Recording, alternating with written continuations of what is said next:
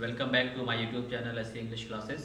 Friends, मेरा नाम मोहम्मद अहमद है और मैं आप लोगों का फिर से एक बार अपने YouTube channel SC English classes में स्वागत करता हूं। फ्रेंड्स, आज की वीडियो में हम लोग जानेंगे ऐसे सेंटेंसेस के बारे में जहां हमको कहने की ज़रूरत पड़ती है कि कुछ ना कुछ तो तुम्हें करना पड़ेगा, या कुछ ना कुछ तुम्हें खाना पड़ेगा, या कुछ ना कुछ तुम्हें खरीदना पड़ेगा। तो ऐसे सेंटेंसेस को किस तरह से हम बनाते हैं इंग्लिश में, तो जान लेते हैं उसके बारे में।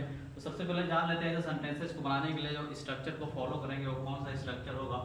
तो सबसे पहले जिस भी टेंस का सेंटेंस होगा उसको राइट कर लेंगे और उसके बाद लिख देंगे समथिंग और दी अदर। इसी की इंग्लिश होती है कुछ ना कुछ।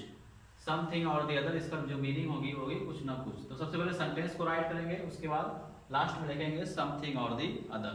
जैसे वो कहना हो कुछ ना कुछ तुम्हें खाना पड़ेगा, तो तुम्हें खाना पड़ेगा तो इस तरह से लिखेंगे you will have to eat, you will have to eat, तुम्हें खाना पड़ेगा।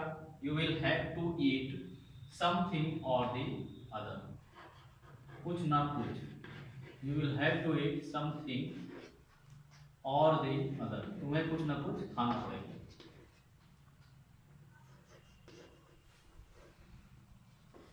You will have to eat something or the other, कुछ ना कुछ तुम्हें खाना पड़ेगा।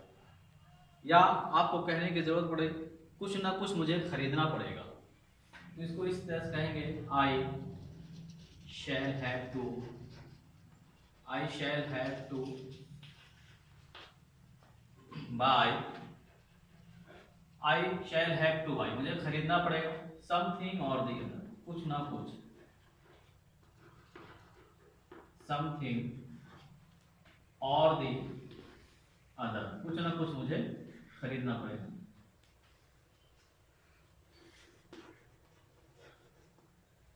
नेक्स्ट सेंटेंस देखते हैं, कुछ ना कुछ उसे पकाना पड़ेगा। तो she will have to cook, she will have to cook, उसे पकाना पड़ेगा समथिंग और दी अदर, कुछ ना कुछ।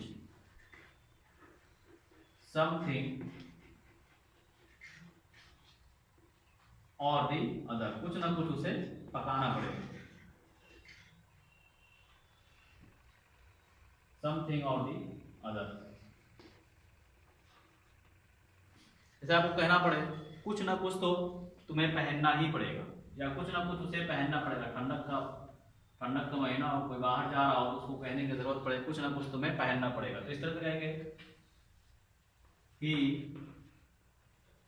will have to,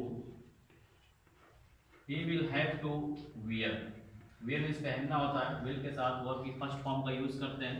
he will have to wear something or the other, कुछ ना कुछ उसे पहनना पड़ेगा। something or the other।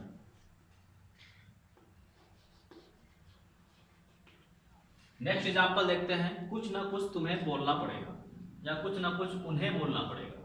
तो इस तरह से they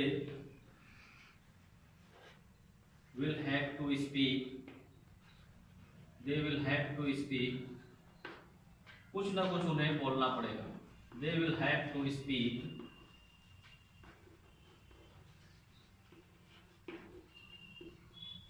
something or the other, something or the other, कुछ ना कुछ उन्हें बोलना पड़ेगा। या इसी तरह से जिस तरह को कहना हो कुछ ना कुछ तुम्हें लेना ही पड़ेगा, या कुछ ना कुछ तुम्हें खाना ही पड़ेगा, इस तरह से। या कुछ ना कुछ उसे भेजना पड़ेगा, he will have to send, he will have to send something or the other, कुछ ना कुछ उसे भेजना पड़ेगा। something or the other, कुछ ना कुछ उसे भेजना पड़ेगा। तो इस तरह से सेंटेंसेस को बनाते हैं हम जहां हमको कहने की जरूरत हो कुछ ना कुछ, जैसे कुछ ना कुछ तुम्हें खाना पड़ेगा, कुछ ना कुछ तुम्हें पहनना पड़ेगा, कुछ ना कुछ तुम्हें भेजना पड़ेगा, कुछ ना कुछ तुम्हें खरीदना पड़ेगा। तो इस स्ट्रक्चर को फॉलो करके ऐसे सेंटेंसेस को ईजिली हम ट्रांसलेट कर सकते हैं इंग्लिश में। उम्मीद है आप लोगों को ये वीडियो पसंद आया होगा। अगर वीडियो पसंद आया तो वीडियो को लाइक करिए, फ्रेंड के साथ शेयर करिए, और अगर चैनल पे नए हैं तो चैनल को सब्सक्राइब करिए। मिलते हैं फिर एक नई वीडियो में। Thanks for watching.